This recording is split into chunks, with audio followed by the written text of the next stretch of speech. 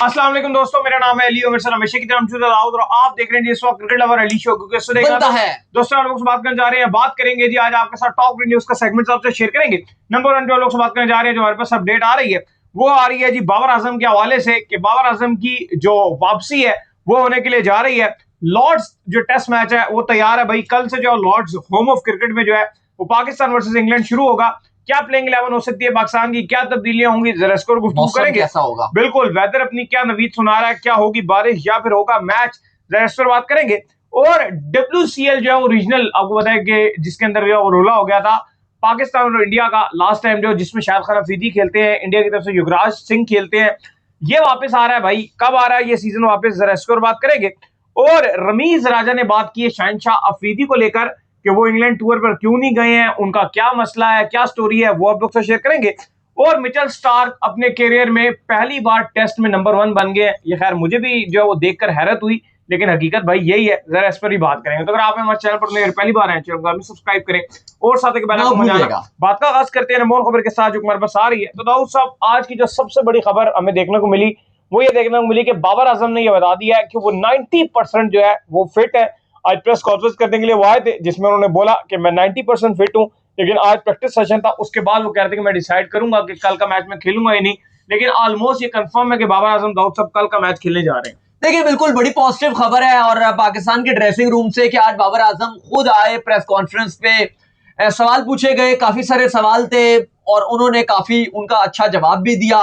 Playing 11 के हवाले से सवाल किया गया जिस पर बाबर आजम ने कहा कि अभी पिच देखी है लेकिन हम कल इस पर हतमी फैसला करेंगे। लेकिन हमारे पास अपडेट है कि क्या पाकिस्तान तब्दीली करने के लिए जा रहा है, क्योंकि कुछ खबरें ये भी हैं कि यहां से आकिब जावेद ने सरफराज अहमद से बात की है और उनसे कहा है कि आप 3 तब्दीलियां कीजिए। वो चले थोड़ी देर के बारे में थोड़ी देर बाद बात करते हैं, लेकिन पहले बाबर आजम के हवाले से ही बात करते हैं। अच्छा, आप तमाम लोगों को जो है वो जश्न ईद मिलादुन नबी जो है उसकी भी बहुत बहुत जो है मुबारक हो, दिल की अता गहराइयों से मुबारक हो। और जहां जहां भी इसको जो आप मना रहे हैं मुकम्मल एहतराम और इज्जत के साथ मनाइए। बिल्कुल ऐसा ही है, एहतराम के साथ मनाइए और ऐसी कोई हरकत ना कीजिए। और मेन हमारे लिए जो है हजरत मोहम्मद सल्लल्लाहु अलैहि वसल्लम ने जो उनकी सुन्नत है उस पर हमें अमल करना चाहिए और इंशाअल्लाह बिल्कुल। तो हमें उम्मीद करते हैं कि हम सबको अल्लाह ताला तौफीक अता फरमाए।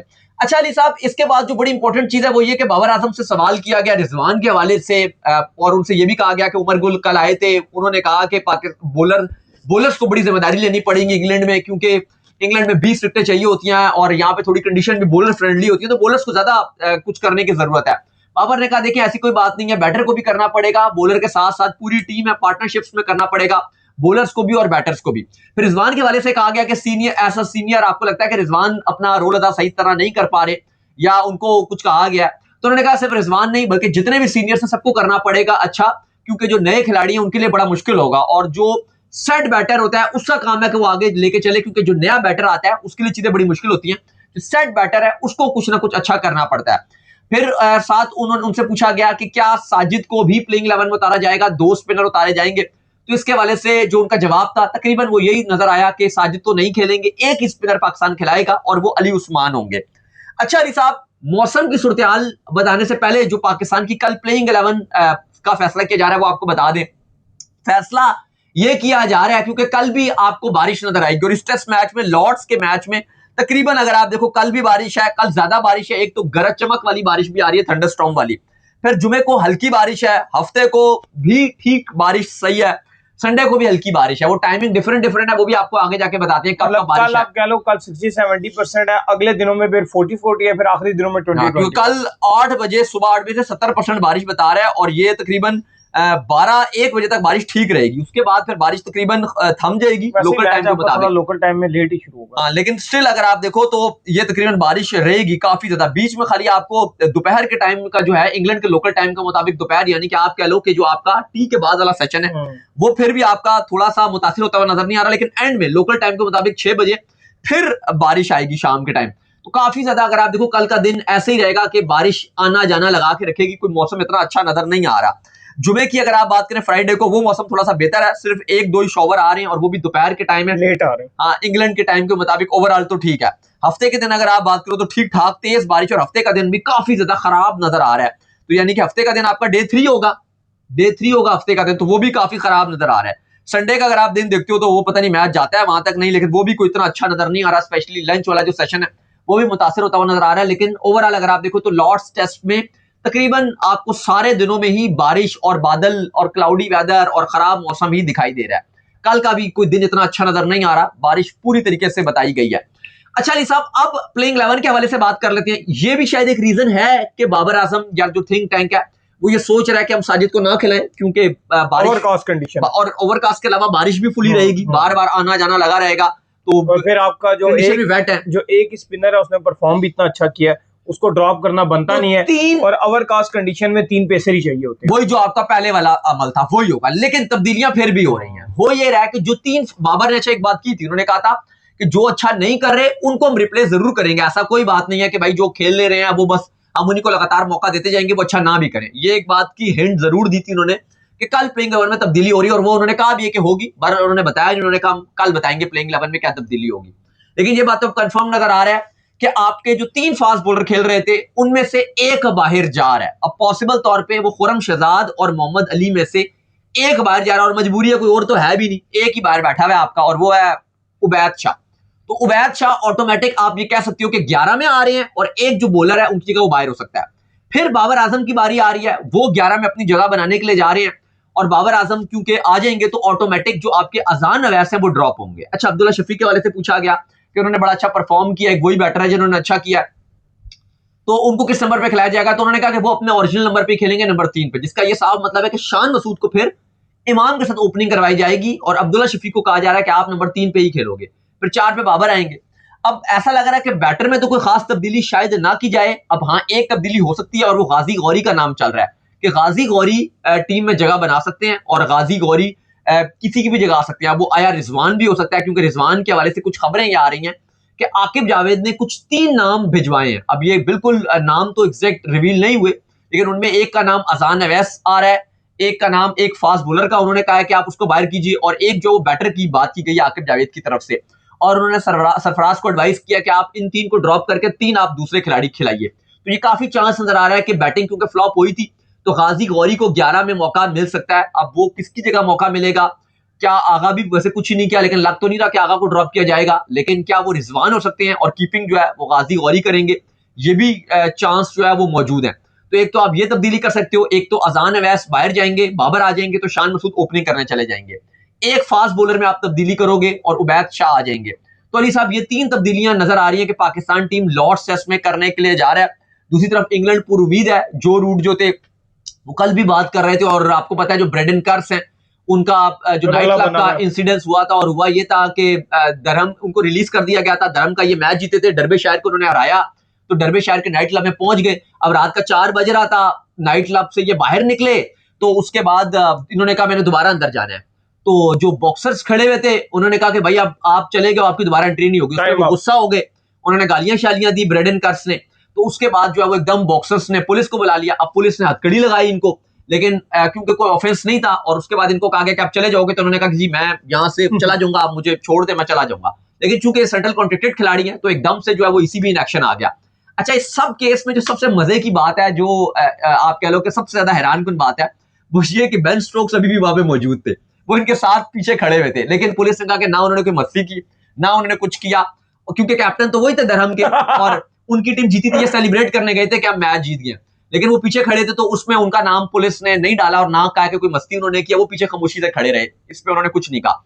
लेकिन इस पे जो रूट भी कल आए, उन्होंने प्रेस कॉन्फ्रेंस की, मीडिया से बात की, उन्होंने कहा कि ये बड़ी डिसअपॉइंटमेंट वाली बात है कि मैंने ऑलरेडी रिक्वेस्ट की थी कि आज कर्फ्यू जो है वो ना लगाया जाए, सारे खिलाड़ियों को हमारे जो रिलीज किया जाए। तो ये खिलाड़ियों की जिम्मेवारी है कि फिर वो उस प्रोटोकॉल को जो वो फॉलो करें। हमने देखा कि इंग्लैंड के जो खिलाड़ी हैं वो ज्यादा ही ओवर एक्टिव रहते हैं, स्पेशली नाइट क्लब्स को लेकर। उसको लेकर रूट ने ये बात भी की, उन्होंने कहा कि हमने पाकिस्तान को इतनी बुरी तरीके से हराया, इतनी बड़ी जीत लिया, लेकिन वो सारी आपने जो हमारी ये जो कर दी, उन्होंने वर्ड यूज किया कि ये जो हमारी अहमकाना हरकतें हैं, इसकी वजह से, आप मैं ट्रांसलेट करके बता रहा हूँ, फुलिश जो हमारे बिहेवियर्स हैं, इसकी वजह से उन्होंने कहा कि ओवरऑल अगर आप देखो तो हमारी जो इतनी अच्छी जीत है वो ओवरशैडो हो जाती है। तो हालांकि रूट ने जो कर्फ्यू का कहा है, मेरा ख्याल है वो इन्हीं बाकी खिलाड़ियों के लिए कहा होगा, बजाते खुद रूट तो बहुत शरीफ दिखता है। हाँ, वो तो खुद शरीफ दिखता है। खैर, इसके बाद जो अपडेट आ रही है जी हमारे पास, वो आ रही है WCL के हवाले से। तो भाईजान, चैंपियन जो लीग है उसकी जो है वो वापसी होने के लिए जा रही है। लास्ट सीजन आपको याद होगा कि इसको इंग्लैंड में जो मुनक्किद किया गया था, पिछले 2 सीजनों से बल्कि ये इंग्लैंड में ही हो रही है, और बड़ी हाइप इसकी बन जाती है जब पाकिस्तान वर्सेस इंडिया का जो मैच है वो खेला जाता है। इवन इंग्लैंड में भी जो है वो हाउसफुल होता है जब पाकिस्तान और इंडिया के जो लेजेंड्स है वो आमने सामने होते हैं। लेकिन आखिरी बार इंडिया के जो लेजेंड्स हैं उन्होंने बहुत ज्यादा ड्रामेबाजी की थी, उन्होंने उस मैच को जो है वो नहीं खेला था, जिसकी वजह से स्पॉन्सर को बहुत भारी जो है नुकसान उठाना पड़ा था। लेकिन अब ये वापस आ रही है, बट इंग्लैंड में नहीं बल्कि ये यूएई में दाऊद साहब खेली जाएगी। 3 अक्टूबर से लेकर 18 अक्टूबर तक इसका ये जो सीजन है वो होगा भाई। देखिए बिल्कुल WCL यानी कि वर्ल्ड चैंपियंस लीग, यानी कि इसको डिफरेंट नाम दिए जाते हैं। वर्ल्ड कप है चैंपियंस का, इसको बेसिकली कहा जाता है कि वर्ल्ड कप चैंपियंस का। यहाँ पे अगर आप देखो पाकिस्तान में आफरीदी होंगे उनकी टीम में, बिल्कुल बड़े बड़े स्टार्स होंगे पाकिस्तान टीम में। फिर इसी तरह ऑस्ट्रेलिया की टीम के बड़े स्टार हैं, वेस्ट इंडीज, इंग्लैंड, बांग्लादेश की क़यादत जो है वो महमूदुल्लाह को दी गई है। इंडिया की तरफ से भी आपको बड़े नाम दिखाई दे रहे हैं। तो अली साहब इसका भी ऑफिशियली जो पोस्टर है वो जारी कर दिया गया है और अब कहा जा रहा है कि ये आपको लीग जो दिखाई देगी यूएई में होगी। अब यूएई के वैसे भी इश्यूज चल रहे थे, पाकिस्तान आपको बताया ऑलरेडी वहां पर नहीं खेलता, लेकिन चूंकि ये ऑलरेडी प्राइवेट एक लीग है, 3 अक्टूबर से 18 अक्टूबर तक ये खेली जाएगी और इसका ऑफिशियली सीजन का ऐलान कर दिया। याद रहे कि लास्ट टाइम में बड़ा कंट्रोवर्शियल हो गया था क्योंकि इंडिया ने खेलने से मना कर दिया था, लेकिन इस बार कहा जा रहा है कि ऐसा कुछ भी नहीं होगा और इंडिया पाकिस्तान का भी मैच होगा। इवन अब तो ये भी कहा जा रहा है बहुत ज्यादा कि अभी आपकी क्योंकि वुमेन्स टीम भी पाकिस्तान दुबई पहुंच गई है, वहां भी एशिया कप शुरू हो रहा है। अब तो इंडियन मीडिया भी ये बात लगी हुई है कि अगर आप इंडिया एशिया कप वुमेन्स का जीतता है तो वो ट्रॉफी लेंगे। अब वो नहीं होगा कि वो ट्रॉफी नहीं लेंगे। अब तो बल्कि ये खबरें आ रही हैं कि आपका अभी जो आपकी जो एशियंस गेम्स है उसके वाले से खबर भी आ रही थी हमारे पास, बल्कि एशियंस गेम्स जो है उसकी कहानी भी ये सामने आ रही है कि उसमें भी जो सलाम है वो होगा भाई इस बार। हाँ, हैंडशेक वगैरह सब कुछ होगा। बाकी अगर आप देखो तो टीम्स की जो अपडेट अभी तक आई है ये WCL में, इसमें जो कप्तान बताए गए हैं वो ये कहा गया है कि महमूदुल्लाह रियाद बांग्लादेश की कप्तानी करेंगे, डीजे ब्रेवो जो है वो वेस्ट इंडीज की कप्तानी करेंगे, युवराज सिंह इंडिया की कप्तानी करेंगे, AB डिविलियर्स साउथ अफ्रीका की, डेविड वार्नर भी इस बार होंगे, ऑस्ट्रेलिया की नुमाइंदगी करेंगे। आफरीदी वैसे रखा गया, हो सकता है कि वो कप्तानी ना भी करें, लेकिन आफरीदी को पोस्टर बॉय रखा गया, जबकि मोइन अली इंग्लैंड की कप्तानी करेंगे। तो काफी अगर आप देखो तो मजेदार किस्म की ये लीग होगी, अक्टूबर में खेली जाएगी, 3 अक्टूबर से 18 अक्टूबर। अच्छा, इसके बाद जो खबर आ रही है दाऊद साहब वो हमारे पास आ रही है रमीज राजा के हवाले से। तो आजकल जो है रमीज राजा आपको पता है कि गोरों के साथ जो है बैठ रहे हैं, उनका एक शो जो है वो होता है जिसमें जो सारे बैठे होते हैं बड़ी खुलकर जो गुफ्तगू करते हैं। जाहिर बात है रमीज राजा पाकिस्तान को रिप्रेजेंट करते हैं, वहां मौजूद है, तो उन्होंने कहा पाकिस्तान का गेस्ट हो जाए तो जरा अच्छा मजा आएगा, पाकिस्तान सीरीज खेल रहा है। तो वहां पर यह हुआ कि उनसे पूछा गया शहनशाह अफरीदी के हवाले से कि बताएं कि वो इस दौरे के ऊपर क्यों नहीं आए हैं, जिसके ऊपर उन्होंने बताया कि भाई जब से उनको जो नी इंजरी हुई है उसके बाद से वो 100% जो है फिट नहीं है। और फिर वो ये कहते हैं कि भाई जो लोग बताते हैं वो ये बताते हैं कि उनका जो एटीट्यूड प्रॉब्लम है वो भी है। जी देखिए बिल्कुल रमीज राजा तो इस टाइम पाकिस्तान की परफॉर्मेंस से बिल्कुल नाखुश हैं और खुल्लम खुला क्रिटिसाइज कर रहे हैं, चाहे वो आप कहें कि किसी इंग्लिश मीडिया से बात कर रहे हो, चाहे वो स्ट्रिक्ट टू क्रिकेट एक डिजिटल प्लेटफॉर्म है जहां पे वॉन कोक और डेविड लॉयड वगैरह बैठते हैं, वहां पे ऐसे गेस्ट उनको बुलाया गया। वहां भी उन्होंने कहा कि पाकिस्तान की जिस तरह की परफॉर्मेंस है, हार इनके लिए ऐसे ही है जैसे कोई एक अनदर टेस्ट मैच का हार हो गई, बस इसी तरीके से उनको लगातार हार मिल रही है।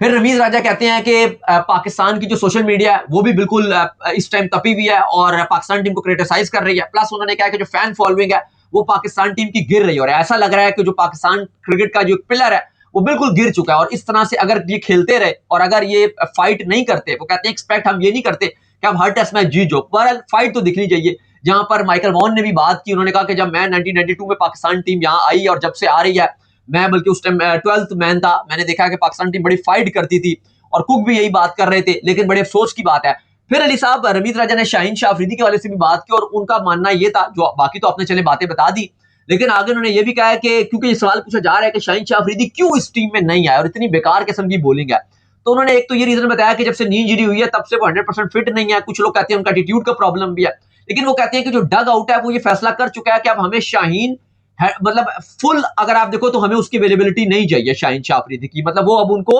इन और आउट करना चाहते हैं, लिमिटेड रखना चाहते हैं। ऐसा नहीं है कि वो 100% उनकी जगह बनती है, या तो वो के कप्तान भी आप, हाँ अब ओडीआई में लेकिन टेस्ट से बाहर कर दिया, देखो कैंप से भी उनको बाहर कर दिया, यानी कि आप टेस्ट में उनको नहीं देख रहे ना, तो अब यही चलेगा आगे। अब ओडीआई के कप्तान जरूर है, लेकिन ओडीआई में भी उनके ऊपर तलवार लटक रही है इस टाइम। अगर आप देखो वो तो चलो आपकी हार इतनी गंदी तरीके से है कि आप किसी दूसरे फॉर्मेट को छेड़ ही नहीं पा रहे, क्योंकि जीत कहीं मिल नहीं रही। आप रेड बॉल में भी हार रहे हो, आप T20 में भी हार रहे हो, तो आप इसलिए नहीं हटा पा रहे कि आप ये कहते हो कि अगर मैं उसको हटाऊंगा तो किसको लगाऊंगा। अफसोस की बात यह है कि T20 वर्ल्ड कप के बाद अभी तक आपने ऑफिशियली T20 का कप्तान अनाउंस नहीं किया। एशियन गेम्स में तो आपने फरहान को कप्तान बना के भेजा, लेकिन अभी तक आपको पता ही नहीं है कि आपका फुल टाइम T20 कप्तान कौन है। तो अभी तक आप एक भी कप्तानी नहीं छेड़ पा रहे, क्योंकि आपको ये लग रहा है कि कोई रिजल्ट ही नहीं दे पा रहा है, जिसको भी आप लगा रहे हो सभी नाकाम है। तो अभी तो इशू ये भी है, लेकिन अगर हल्का सा कोई भी अंधों में काना भी राजा होता है, कोई बेहतर भी परफॉर्म करेगा, तो ऑटोमेटिक आप शाहीन शाह अफरीदी को कप्तानी से हटा दोगे, क्योंकि ऐसा बॉलर वो अच्छा नहीं कर रहे। लेकिन फिर मसला ये है कि कहने वाले फिर ये बात भी करते हैं और बात ठीक भी करते हैं कि आपने शाहीन को तो चलो हटाया, लेकिन जो अभी आप खिला रहे हो, मोहम्मद अली खिला रहे हो, अब्बास खिला रहे हो, खुरम शहजाद खिला रहे हो, जो 120-25 की पेस से खेल रहे हैं, शायद शाहीन शाह अफरीदी 135 डाल देता, हम मान रहे हैं कि वो 140 ना करता, लेकिन इंग्लैंड की कंडीशन फिर भी उसको इनसे तो बेहतर ही सूट कर जाती। जो ये कर रहे हैं इनसे तो शायद वो बेहतर ही होता, क्योंकि ये अब मैं आपको बताऊं कि मैं हो गया, ये हो गया, अब हम भी ये बात करते थे कि शाहीन को ड्रॉप किया जाए और आपको नयों को चांस देना चाहिए, पेस को चांस देना चाहिए। पर ये जो आपने टीम चुनी, हम दोनों खुद सर पकड़ के बैठ गए। हम ये बात कर रहे थे कि जैसे आकिफ जावेद है, वो एक 140 प्लस की स्पीड से बॉल डाल रहा है, अली रजा हो गया, मतलब आप थोड़ा पेस तो दिखाओ, आप कुछ समझ नहीं आ रहा।